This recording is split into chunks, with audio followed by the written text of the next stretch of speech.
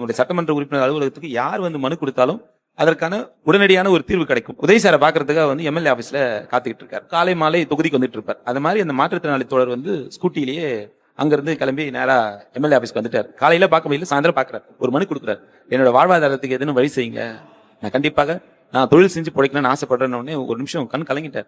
அந்த மனுவை வாங்கிட்டு உடனடியாக 2 நாட்கள் 3 நாட்களுக்குள்ளார திருப்பி அந்த மாற்றுத்திறனாளி தோழர் நீங்க அங்க போயிடுங்க, உங்க தொடர்பு கொள்வாங்கன்னு சொல்லி உடனடியா அவருக்கு வந்து டெம்பரவரியா ஒரு பங்க் ஷாப் ஒன்று வச்சு கொடுத்தாரு.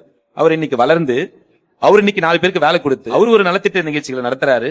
அதுல வந்து சுய தொழில் செய்வதற்காக தையல் இயந்திரம் போன்ற பொருட்கள் எல்லாம் கொடுக்குறாரு. நம்ம இளம் தலைவர் அவர்கள் ஒரு வாரத்துக்கு முன்னாடி தூத்துக்குடி போறப்ப அந்த நிகழ்ச்சியில பங்கேற்று கொடுக்குறாரு. ஒருத்தவங்க மாற்றுத்திறனாளி அவங்களுக்கு காது கேட்கல, ரொம்ப ஏஜ்டு பர்சன், மிஷின் வேணும்னு கேட்கறாங்க.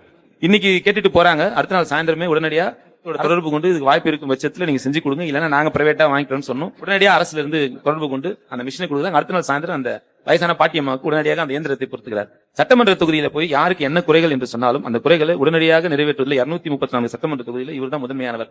அதே போல யாத்திரை 11:40 எனக்கு தொலைபேசியில் தொடர்பு கொண்டு மழை பெஞ்சிட்டு இருக்கு, எங்க இருக்கீங்க என்னன்னு கேட்டார். இல்ல நான் வெயிட் பண்ணிட்டு இருக்கேன், எப்படி இருக்குன்னு தெரியல, பாக்கலாம். உடனடியா சொன்னார், மழை பெய்ய ஆரம்பிச்சிருக்கேன்னு. நான் அதுக்குள்ள நாராயணபுரம் ஏரிக்கு நான் போயிட்டு வரேன். 12 மணிக்கு யாருக்கு எந்த இன்ஸ்ட்ரக்ஷன் கொடுக்கல, சர்ப்ரைஸ்.